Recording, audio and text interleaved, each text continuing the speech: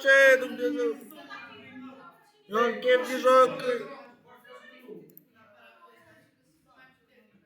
Vezi, te auzi? Te auzi? Te auzi, dar nu te vezi. Ce jucăm noi astăzi? Nu știu. Astăzi jucăm Papa's Frizeria.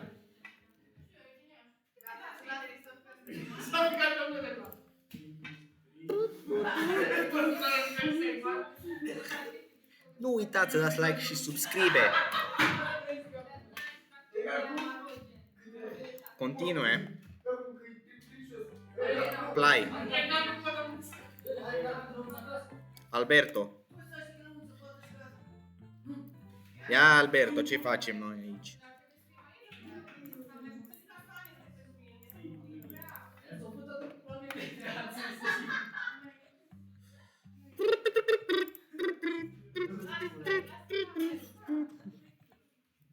Cum era muzica de la Papa's?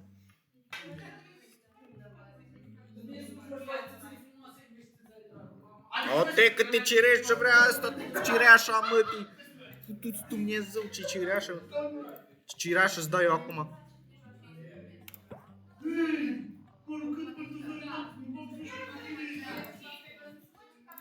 Ah, futu-ți Dumnezeu mătii.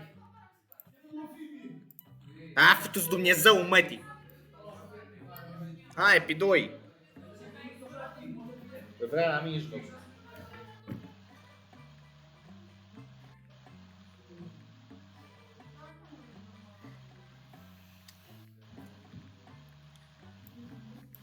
Futu-ți. Lasă-mă să joc jocul, pizda, mătii. Oh, shit.